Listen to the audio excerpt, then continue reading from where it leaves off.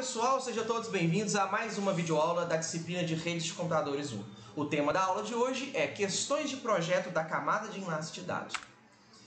Na aula de hoje veremos as principais questões de projeto envolvendo a criação dos protocolos da camada de enlace, os tipos de serviço oferecidos à camada de rede, o que é enquadramento, controle de erros e controle de fluxo. Vamos começar então falando sobre as questões de projeto que envolvem a criação de protocolos na camada de enlace. A camada de enlace de dados usa serviços da camada física para enviar e receber bits pelos canais de comunicação. Entre os principais objetivos dessa camada podemos citar: fornecer uma interface de serviços bem definida à camada de rede, lidar com erros de transmissão, regular fluxo de dados, de tal forma que receptores lentos não sejam atropelados por transmissores rápidos. Para alcançar esses três objetivos, a camada de enlace agrupa os bits em unidades chamadas quadros. Os quadros são formados por cabeçalho, carga útil e uma parte final. Então, nessa figura podemos observar como que funciona um quadro na camada de enlace. O pacote ele vem da camada de redes, a camada logo acima, passa o pacote para a camada de enlaces que encapsula, ou seja, adiciona um cabeçalho e uma parte final a esse pacote, que é a carga útil que é carregada dentro de um quadro.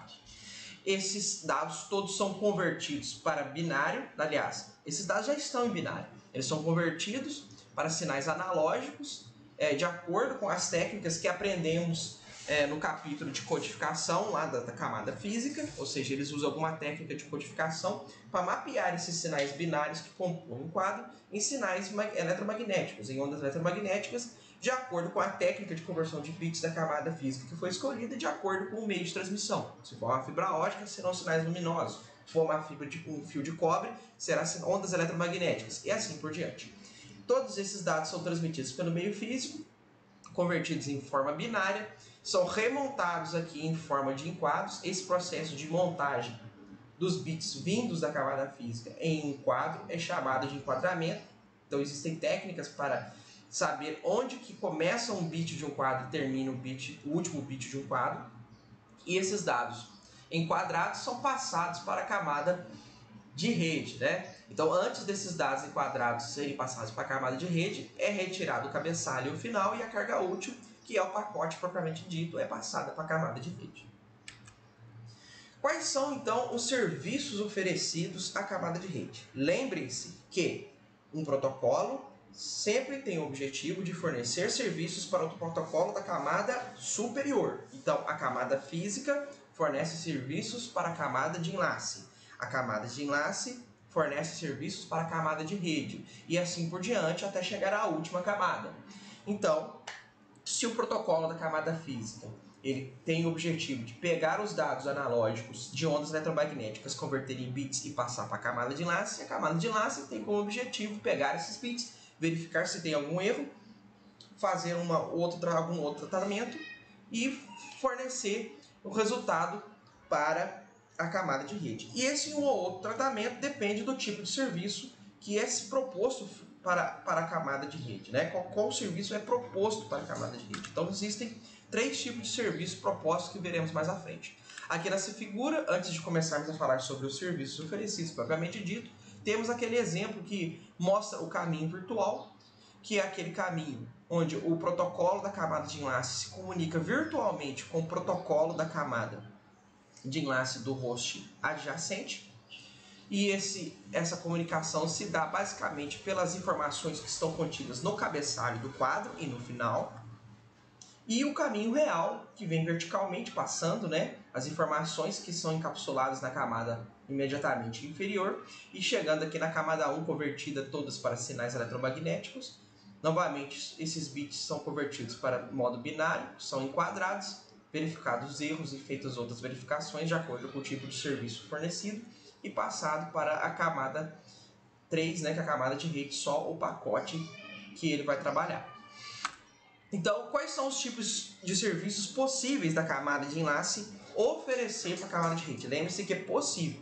Um desses três será fornecido. tá? Não existe uma regra específica para que todos os protocolos ofereçam um desses três. Pode ser escolhido. E essa escolha depende do grau de confiabilidade do canal que está sendo utilizado para a transmissão dos dados. Então, por exemplo, um meio cabeado, uma fibra ótica, ela está menos suscetível a ruídos externos do que o ar, por exemplo, né? Que o Wi-Fi, por exemplo. Então, uma transmissão de dados via Wi-Fi está mais suscetível a erros do que uma transmissão de dados via cabo Ethernet ou via fibra ótica. Por isso, essa é uma análise do custo-benefício do grau de confiabilidade na transmissão na camada de enlace. Então, meios de transmissão cabeados como Ethernet e fibras óticas, eles geralmente fornecem um serviço não orientado à conexão sem confirmação. Lembrando que ser orientado à conexão significa que é estabelecido um acordo entre as partes antes do envio das informações propriamente ditas. Isso causa um overhead de conversação ali entre os pares comunicantes. Então só é feito isso se for extremamente necessário, porque implica em atrasos na transmissão.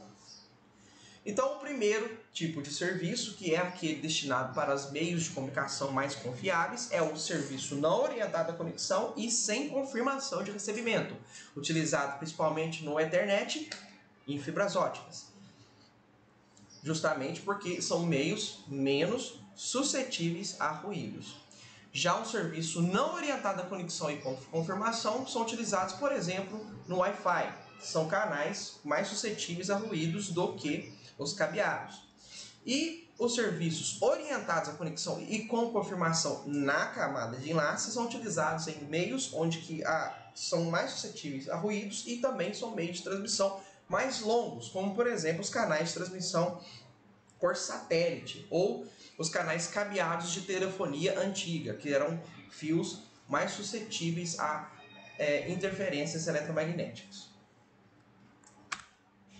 Agora vamos explicar as técnicas de quadramento, que consiste naquele processo de captar os bits brutos da camada física e determinar onde começa um quadro e onde termina um quadro.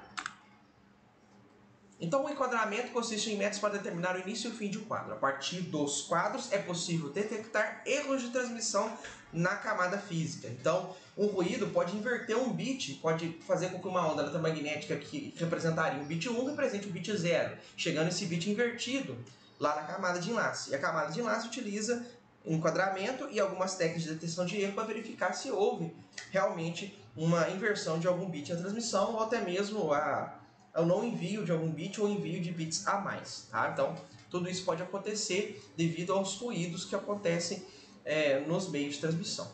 E dentre as técnicas de enquadramento, né, que é o primeiro passo para a gente poder detectar erros, tem a contagem de caracteres, bytes de flag com inserção de bytes, flags iniciais e finais com inserção de bits e violações de codificação da camada física.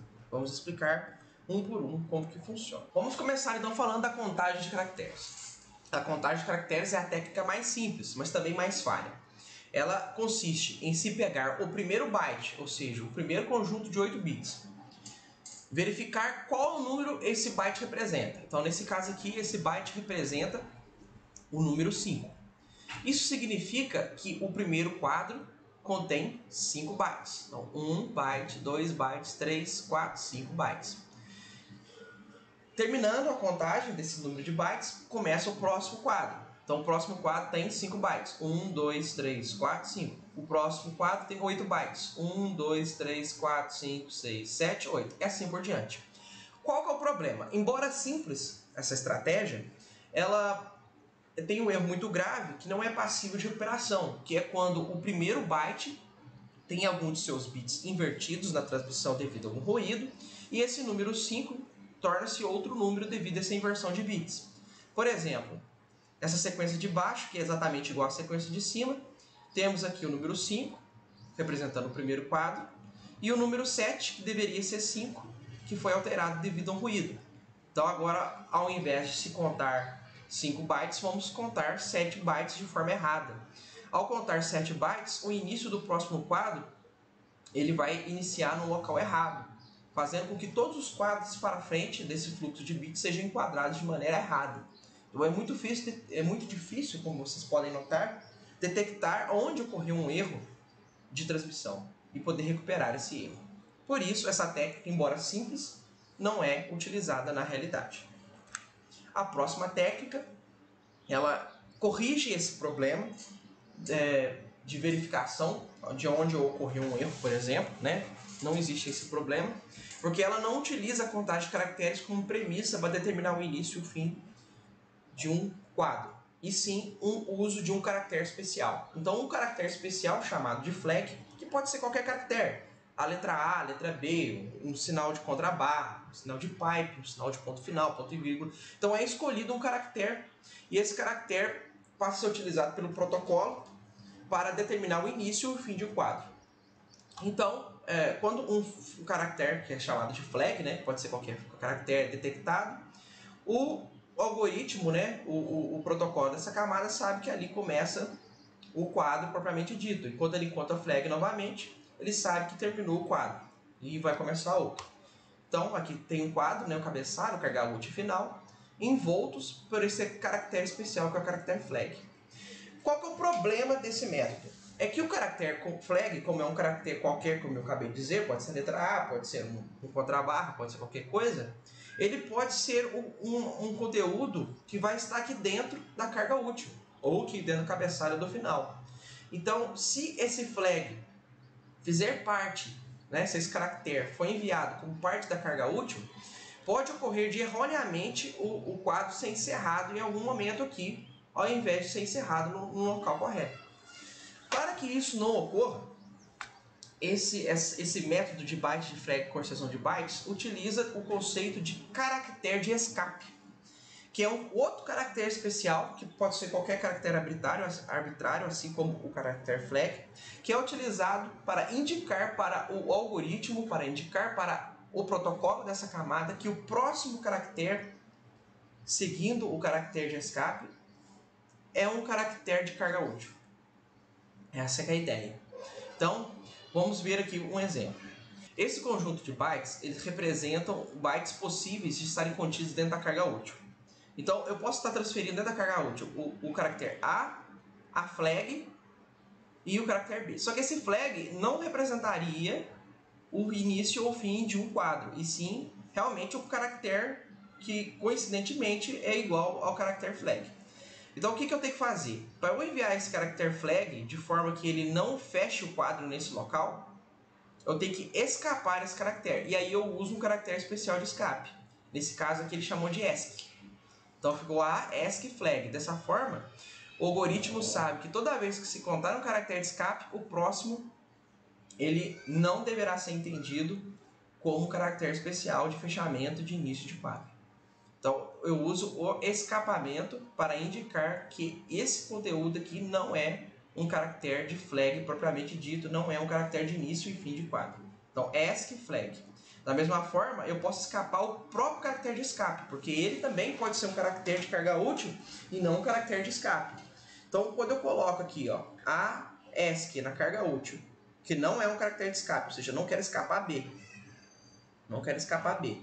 E o que eu faço? Eu coloco A, ESC, ESC. Dessa forma eu indico que o ESC aqui, ó, é o caractere de carga útil e não o caractere de escape. E isso pode ser feito de forma intercalada. Então, se eu estou transmitindo a letra A, o caractere ESC, o caractere flag, que não indicam escapamento e não indicam final e início de quadro, eu coloco ESC, ESC, ou seja, ESC, ESC aqui, e ESC flag aqui para indicar que esses dois são conteúdos de carga útil. Então, fica ESC, ESC, ESC flag. Da mesma forma aqui, ó, ESC, ESC, ESC, ESC, ESC, ESC, ESC, ESC. Então, essa é a estratégia utilizada e funciona muito bem. Qual que é o problema desse método? É que, como vocês podem notar, o quadro pode ficar muito grande. Se eu tiver, então, dentro da minha carga útil, muitos caracteres flag e muitos caracteres ESC, eu vou aumentar de forma dobrada, né, a quantidade de caracteres de escape.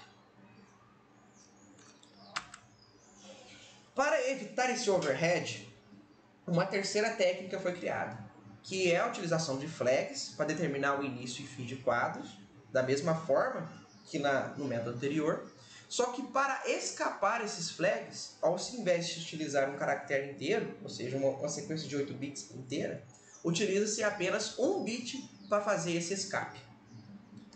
Esse método ele é utilizado no HDLC, que é o High Level Data Link Control, que é um protocolo da camada de enlace, e também utilizado nas transmissões do USB, que é o Universal Serial Bus.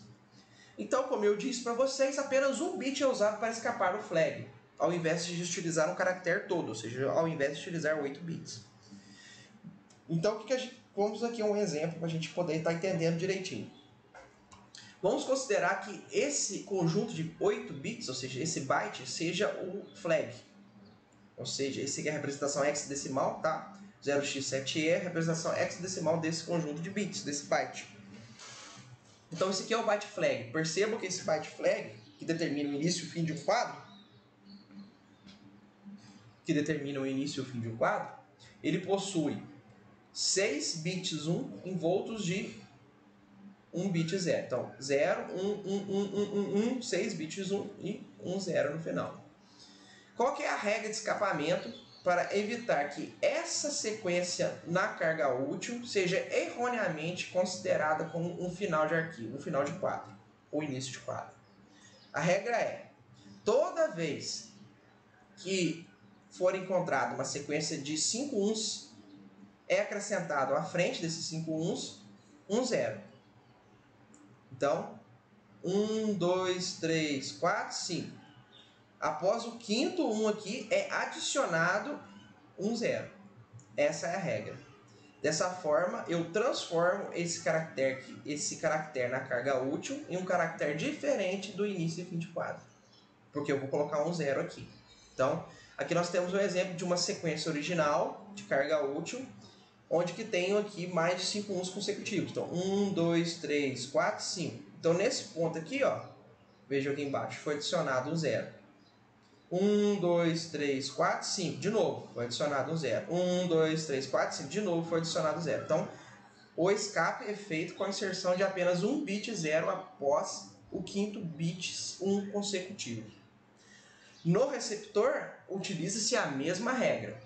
Toda vez que 5 bits 1 consecutivos forem seguidos de um bit 0, esse bit 0 é retirado. Então, chegou aqui, ó, 1, 2, 3, 4, 5, encontrou 0, retira, tá lá, e continua a sequência. 1, 2, 3, 4, 5, encontrou 0, retira e continua a sequência. 1, 2, 3, 4, 5, retira e continua a sequência. Então, percebam que no receptor foram retirados todos os bits 0 inseridos, nós temos de novo a sequência original.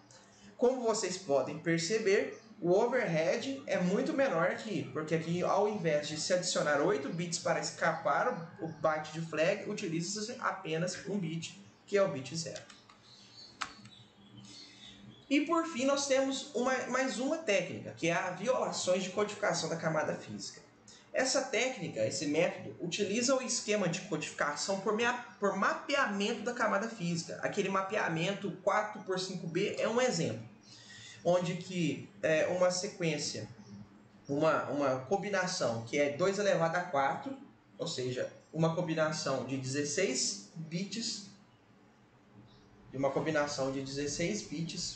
4 a 4, pode ser utilizada, mapeada em 32 combinações 4 a 4 de bits, que é 2 elevado a 5, por isso que é 4b, 5b.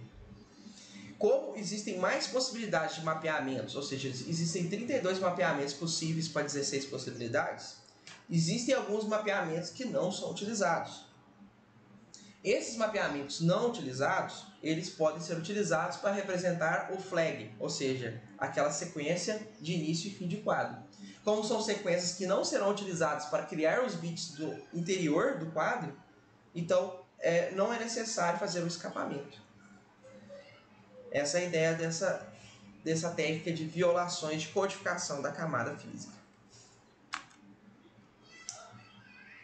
Então, pessoal, o que acontece é que muitos protocolos da camada de enlace, por segurança, utilizam uma combinação desses métodos. Um padrão comum, usado para o protocolo Ethernet e o 802.11 do Wi-Fi, é fazer com que um quadro comece com um padrão bem definido, chamado de preâmbulo. Esse padrão pode ser muito longo, 72 bits no caso do Wi-Fi, do 802.11, para permitir que o receptor se prepare para receber o pacote, ou seja, ele utiliza esse preâmbulo que nada mais é do que uma flag. Só que no caso aqui do 802.11 usa, ao invés de poucos de 8 bits, usa-se 72 bits. E o próximo conjunto de bytes, ele seria como na contagem de caracteres, seria o tamanho do quadro. Então o preâmbulo é seguido de um campo de comprimento, que é colocado no cabeçalho do quadro, que é usado para localizar o final do quadro. Quando o novo preâmbulo é encontrado, sabe-se que ali também iniciou um novo quadro, caso ocorra ali um erro na contagem de caracteres. E essa questão dos bits ser muito longos é justamente para que essa contagem não interfira, né, não invada o próximo quadro. Então, olha para você ver que interessante. Na verdade, uma combinação desses métodos é que é utilizado nos protocolos do nosso dia a dia. Vamos falar agora um pouco sobre controle de erros. Controle de erros consiste em saber se um conjunto de bits, ou seja, se um quadro chegou corretamente no seu destino. E a primeira coisa que pode ser feita para saber se um quadro foi entregue no seu destino, ou seja, se um transmissor conseguiu entregar para o receptor esse quadro, é a confirmação de entrega. Tá? Essa confirmação ela pode ser positiva, confirmando a entrega, ou negativa, negando a entrega. Mas existem problemas. E se um quadro transmitido não chegar no receptor? Ou seja, se um quadro não chegar no receptor, uma confirmação negativa e positiva não chegará. Tá? No caso de confirmações negativas, seria quando detectado erros na entrega. Então, no caso de um quadro nem chegar no receptor, nem uma confirmação positiva nem negativa seria enviada de volta para o transmissor. Como que a gente pode resolver esse problema? E além disso, a própria confirmação pode não ser entregue por algum erro de ruído no canal. Então, tanto o quadro enviado pode não chegar no receptor, como a confirmação por algum motivo pode não chegar no transmissor. Isso pode ser corrigido através da utilização de timers no transmissor, para reenviar quadros que não foram confirmados, tá? Depois de um certo tempo. Essa é a ideia. O que pode ocorrer? Pode ocorrer ainda que se a confirmação não foi entregue, mas o quadro foi efetivamente recebido pelo receptor, mas a confirmação de recebimento não foi entregue, do transmissor enviar novamente esse quadro, por não saber o que aconteceu. E aí esse quadro pode ficar duplicado no receptor. Como a gente resolve esse problema? Quadros duplicados não podem ser enviados duplicados para a camada de rede. Então, para que isso não ocorra, números de sequências podem ser colocados no cabeçalho dos quadros para identificá-los. Quando esses números são repetidos, o receptor pode então descartar esse quadro que foi enviado de forma duplicada. Vamos falar agora um pouco sobre o controle de fluxo. Controle de fluxo consiste em fazer com que um transmissor muito rápido não sobrecarregue um receptor muito lento. E são utilizados comumente duas abordagens para que isso não ocorra. O controle de fluxo baseado em feedback e o controle de fluxo baseado em velocidade. No baseado em feedback, o receptor envia de volta ao transmissor informações que permitam a ele enviar mais dados, ou pelo menos mostrem ao transmissor a situação do receptor. Já no controle de fluxo baseado em velocidade, o protocolo tem um mecanismo interno que limita a velocidade com que as transmissões podem enviar dados, sem usar feedback do receptor. Os mecanismos baseados em velocidade são utilizados apenas na camada de transporte, e os baseados em feedback são utilizados na camada de enlace. Isso ocorre devido ao fato de geralmente as placas de rede, ou seja, os NICs, os Network Interface Cards, eles geralmente atuam na velocidade do fio. Então a velocidade aqui não é a questão mais importante na camada de enlace. Geralmente as informações são enviadas pela placa de rede na velocidade, respeitando ali a velocidade do meio físico em questão. Um exemplo de protocolo baseado em feedback é quando uma conexão é estabelecida, o receptor pode informar: você me envia N quadros agora, mas depois que eles tiverem sido enviados, não me envie mais, até eu informar que se deve enviar novamente. Essa é a ideia de um exemplo de protocolo. Nas aulas seguintes nós veremos detalhadamente como que funcionam esses protocolos de controle de fluxo, tanto baseados em velocidade, que veremos lá quando formos estudar os protocolos da camada de transporte, e veremos baseado em feedbacks aqui ainda nas aulas relacionadas à camada de enlace. Para maiores informações a respeito dessa videoaula, consultem o livro do Tannenbaum, Redes de Computadores, 5ª edição, capítulo 3.1, Questões de Projeto da Camada de Enlace. Muito obrigado por verem esse vídeo até o final, até a nossa próxima videoaula e tchau!